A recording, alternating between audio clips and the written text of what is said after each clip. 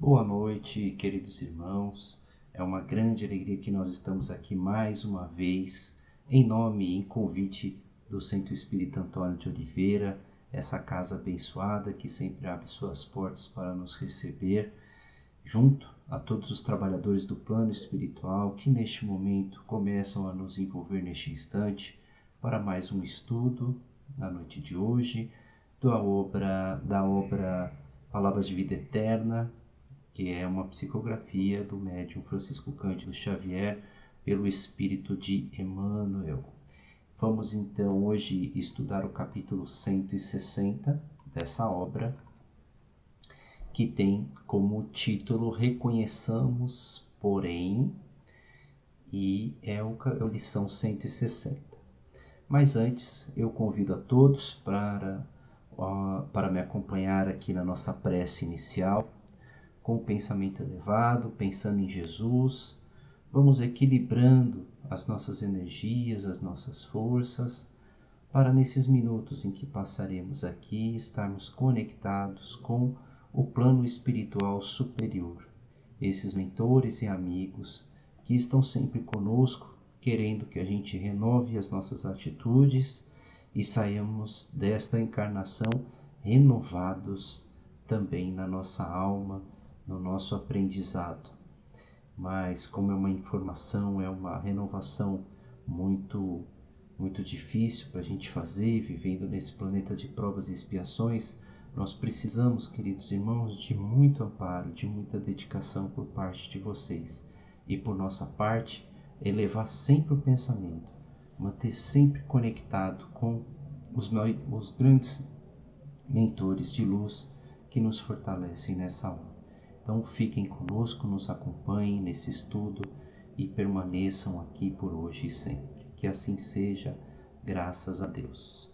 Dando início ao nosso estudo de hoje, reconheçamos, porém, mas se alguém não tem o Espírito do Cristo, este tal não é dele. Carta de Paulo aos Romanos, capítulo 8, versículo 9. Mas se alguém não tem o Espírito do Cristo, esse tal não é dele.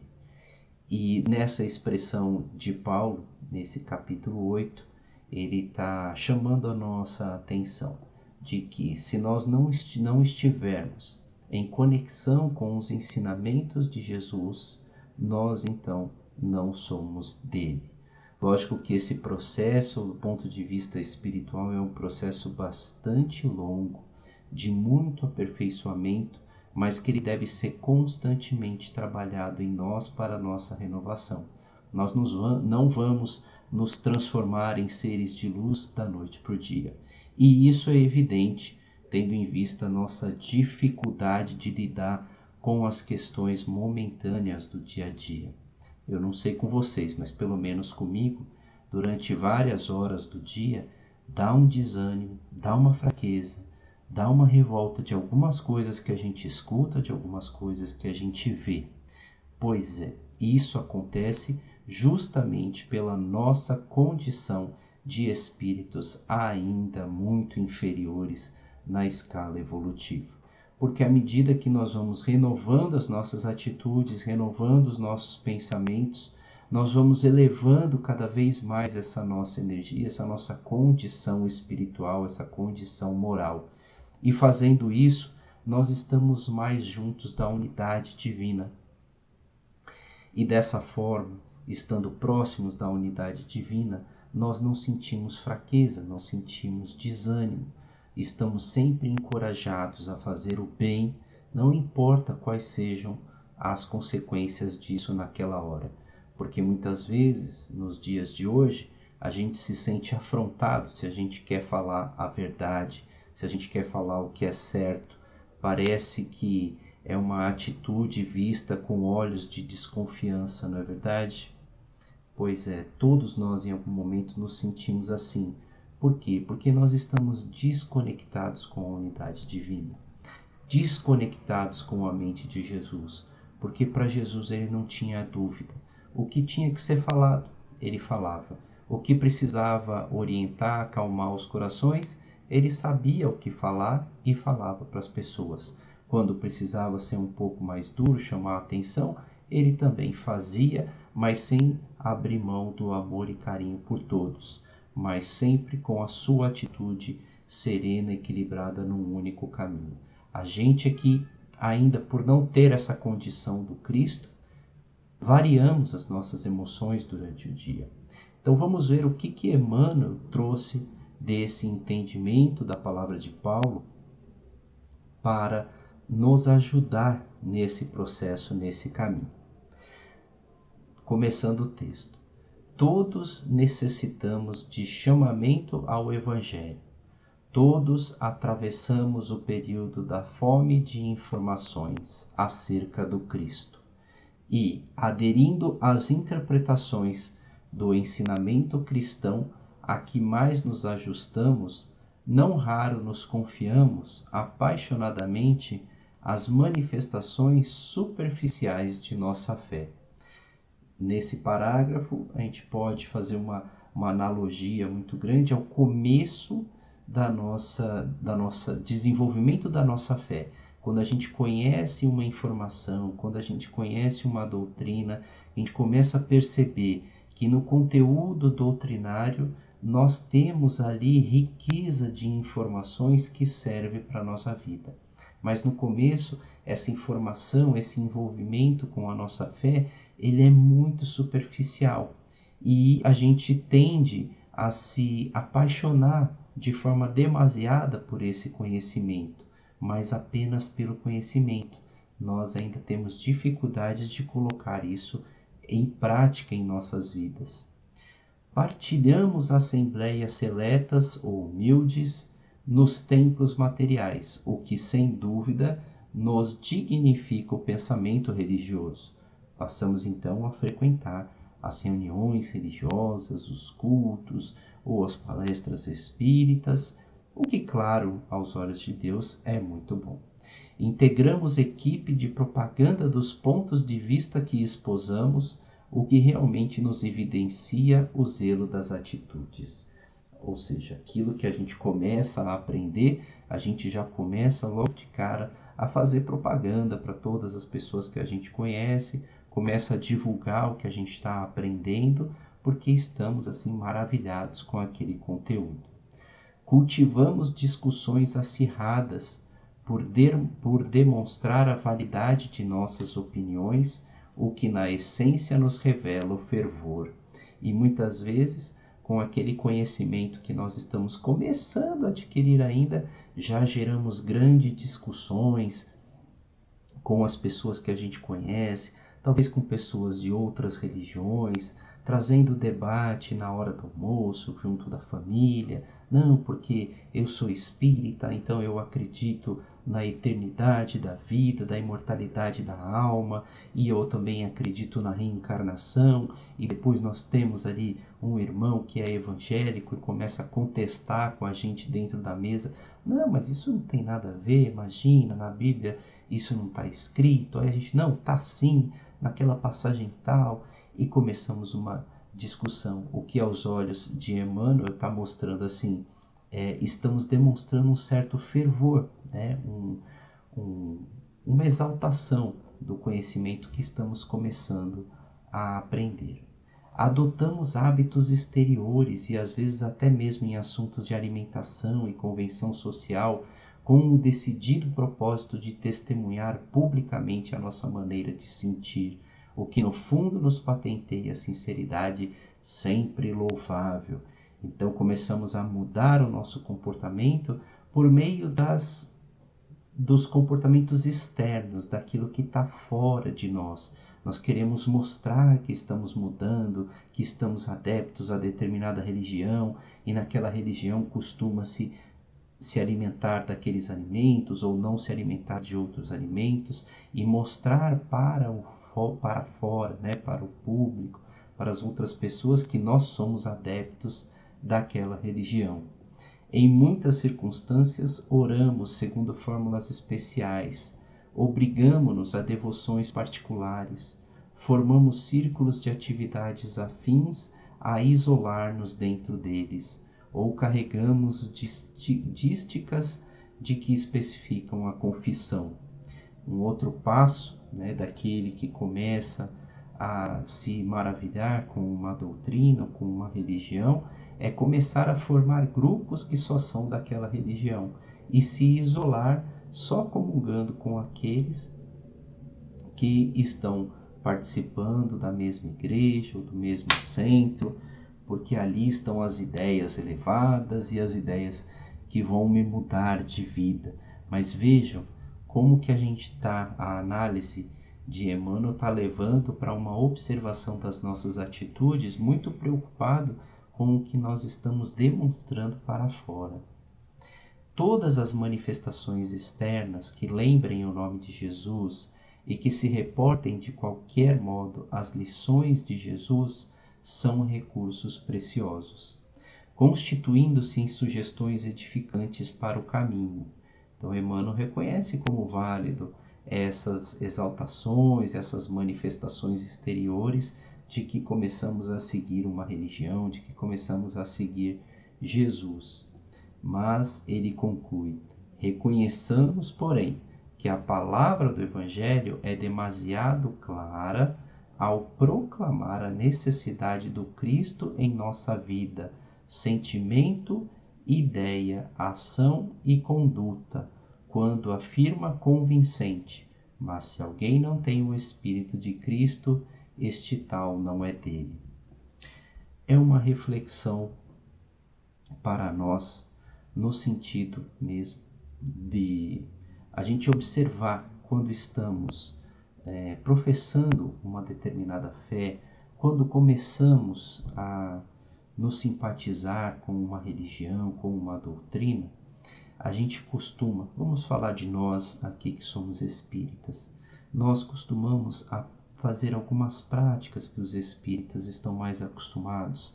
Alguns param de comer carne, outros param com a bebida alcoólica, querendo ter uma mente mais sadia, mais preparada contra influenciações espirituais, mudam o seu comportamento, começam a frequentar as palestras, começam a frequentar os cursos de doutrina, começam a ler as obras mais elevadas, de cunho mais elevado, de um conteúdo mais significativo, evitam conversações de fofoca, de maledicência, porque começam a se dar conta de que essas coisas todas vão minando a nossa resistência espiritual e vão atrapalhando o nosso processo de evolução.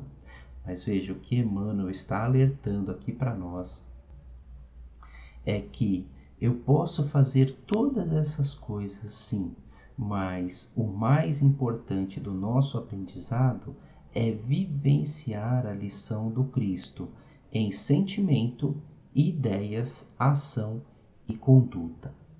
Gente, eu não vejo maior direcionamento da gente refletir a ideia do Cristo do que nós seguirmos aquele sermão da montanha onde nós temos lá as bem-aventuranças.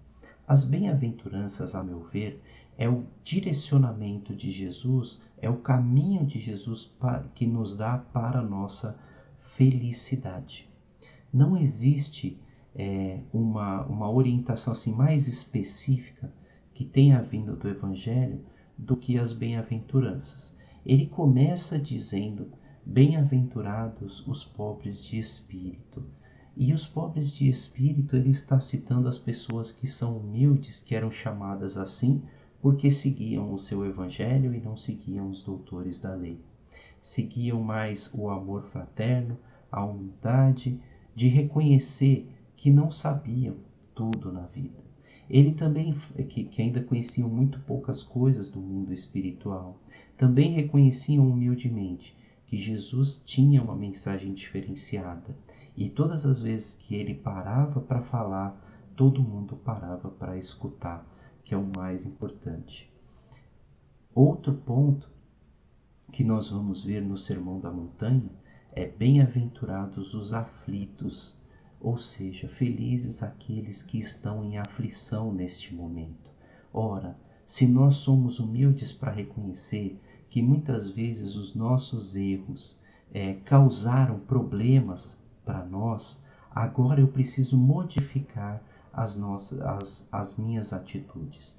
Preciso mudar de atitude. E mudar de atitude é sofrido, é dolorido, não é fácil mudar de atitude. Por isso eu vou ter que me deparar com o reconhecimento de que eu errei. E o reconhecimento de que eu errei traz sofrimento, porque todos os nossos atos têm uma consequência.